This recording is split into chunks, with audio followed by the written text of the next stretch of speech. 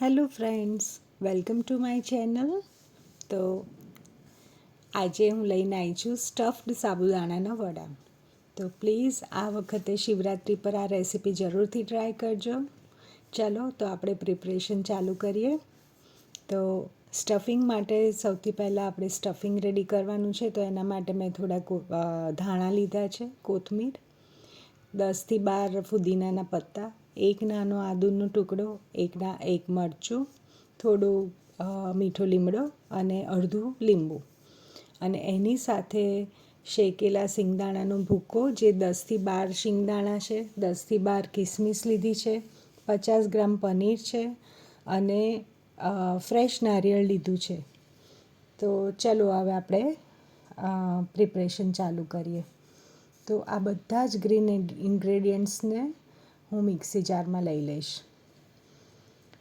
અને આપણે મિક્સી જારમાં લીધા પછી એમાં બીજા થોડા ડ્રાય ઇન્ગ્રેડિયન્ટ્સ એડ કરવાના છે.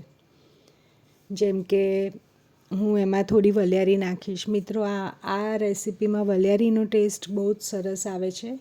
તો લગભગ 1 ચમચી જેટલી વલિયારી નાખી છે. થોડા સૂકા આખા ધાણા નાખ્યા છે અને 1 ચમચી જેટલા અનારદાણા નાખ્યા છે. અનારદાણા મારી પાસે હતા એટલે મેં નાખ્યા, પણ જો તમારી પાસે ના હોય તો કશો વાંધો નહીં, તમે એને સ્કીપ પણ કરી શકો છો. પણ અનારદાણાને લીધે આમાં બહુ જ સરસ ટેસ્ટ આવે છે અને આજે વળી લકીલી મારી પાસે હતા તો મેં નાખ્યા છે.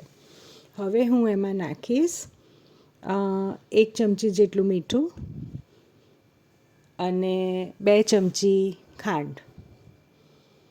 આ મસાલો ગળચટ્ટો હોય અને થોડો ખાટો પણ હોય ટેસ્ટમાં, એટલે હવે હું એમાં લીંબુ પણ નાખીશ. તો અડધા લીંબુનો રસ નાખીશ. એમાં બિયા ના આવી જાય એનું ખાસ ધ્યાન રાખજો મિત્રો, નહીં તો મસાલો કડવો થઈ જશે. તો બિયા નીચવીને આપણે લીંબુનો રસ લઈ લીધો. હવે હું આને મિક્સરને પલ્સ મોડ પર ચલાવીને આની એકદમ દરદરી પેસ્ટ તૈયાર કરીશ. જુઓ, આવી દરદરી પેસ્ટ જોઈએ છે. એમાં તમને આખો મસાલો પણ દેખાતો હશે. તો એ મસાલો જ્યારે મોઢામાં ચવાય છે ત્યારે ખૂબ જ ટેસ્ટી લાગે છે. તો આવો જ આપણે કન્સિસ્ટન્સી જોઈએ છે આપણા મસાલાની. તો આ થઈ ગયું છે. હવે આપણે સ્ટફિંગ માટે આગળ બીજી તૈયારી શરૂ કરીએ.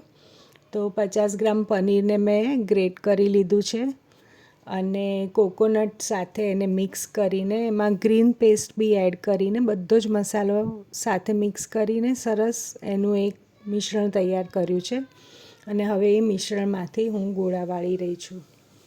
અને હવે આ ગોળાને આપણે સ્ટફ કરવાના છે આપણી સાબુદાણા બટાકાની પેટીસમાં. તો અને ગોળાની સાઈઝ તમે તમારા પ્રમાણે નાની મોટી કરી શકો છો. મારે આજે ઘરમાં જ ખાવાની છે એટલે મેં બહુ નાના ગોળા નથી વાળ્યા. પણ જો તમારે મહેમાનને સર્વ કરવા હોય તો તમે સાઈઝમાં નાના ગોળા કરી શકો અને નાની નાની પેટીસ કરી શકો. એટલે જે રીતે તમારા ઘરમાં ગમતું હોય બધાને એ રીતે તમે એનો શેપ આપી શકો, એની સાઈઝમાં વધારો ઘટાડો કરી શકો. તો જુઓ ફ્રેન્ડ્સ, મારા બધા સ્ટફિંગ માટેના ગોળા રેડી છે. તો ચાલો આપણે રેસીપી આગળ વધારીએ.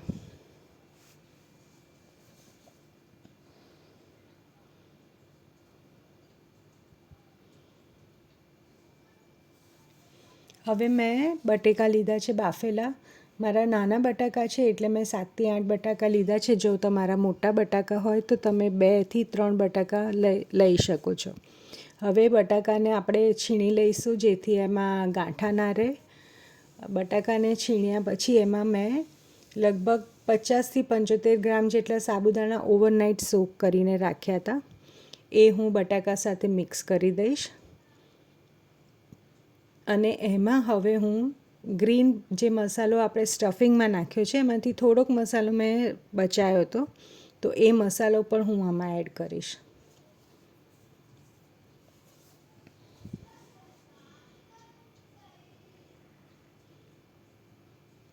પહેલાં બટાકાને ને સાબુદાણાને બરાબર મિક્સ કરી લઈશું. અને હવે એમાં આપણે પેલો ગ્રીન મસાલો જે દળ્યો છે એ નાખીને એકદમ સારી રીતે મિક્સ કરી લઈએ.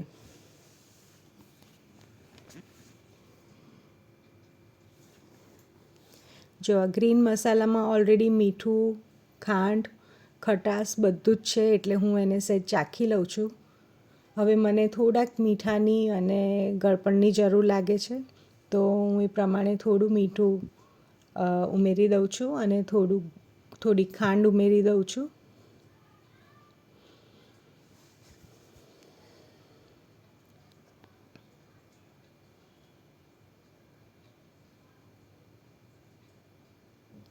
તો આ ઉમેર્યા પછી ફરી પાછું આ મિશ્રણને આપણે સારી રીતે મિક્સ કરી લઈશું. અને જો બટાકાનું ક્યાંય ગોટલી રહી ગઈ હોય, બટાકાની કણી આખી રહી ગઈ હોય, તો એને આપણે ભાંગતા જઈશું અને આવું સ્મૂધ આપણે ટેક્સચર આવે એ રીતે એને રેડી કરવાનું છે.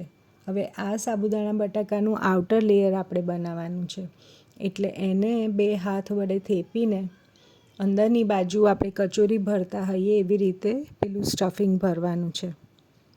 તો જુઓ તમે, આ જે પેલા બોલ આપણે તૈયાર કર્યા હતા લીલા મસાલાના અને નારિયેળ અને પનીરના, એ મેં આની અંદર સ્ટફ કરી દીધા છે અને ખૂબ જ સારી રીતે એને સીલ કરવાનું છે મિત્રો.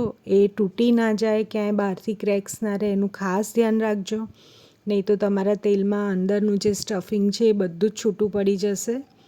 તો અને તમને જરૂર લાગે તો હાથ ઉપર થોડું ઓઇલ ગ્રીસ કરી લેજો, તો તમને વાળવામાં સરળતા રહેશે. તો જુઓ, હું આવી રીતે બધી જ પેટીસ વાળીને તૈયાર કરી લઈશ.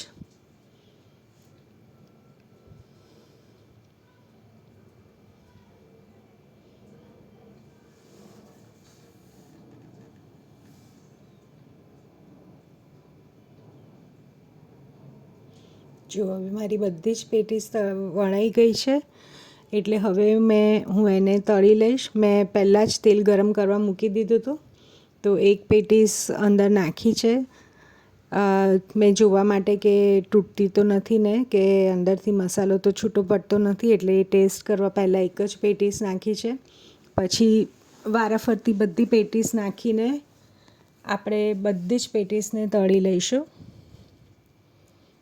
તો જુઓ, મારી એક પેટીસ તો તળાવા આવી છે. એવું કરીને વારાફરતી આપણે બધી જ પેટીસ તળી લઈશું.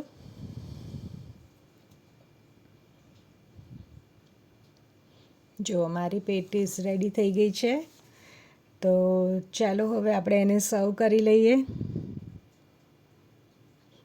તો જુઓ, મેં સર્વ કરવા માટે કેળાની વેફર, ફરાળી ચેવડો, ગળી ચટણી, મેં હોમમેડ ચટણી બનાવી છે આંબોળિયાની, તો એની રેસીપી પણ હું થોડા ટાઈમમાં તમારી સાથે શેર કરીશ.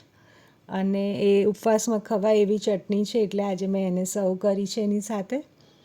તો હવે હું તમને પેટીસ તોડીને બતાવી દઉં અંદરથી કેવી દેખાય છે. તો જુઓ, એકદમ જોતાની સાથે મોઢામાં પાણી આવી ગયું ને, એકદમ ટેમ્પટિંગ છે, રાઈટ? તો તમે લોકો જરૂર ટ્રાય કરજો આ રેસીપી. અને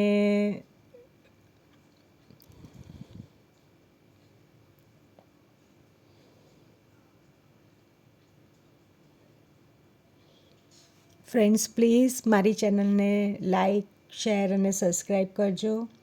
વિશ you all happy Shivratri. May lord Shiv bless us all.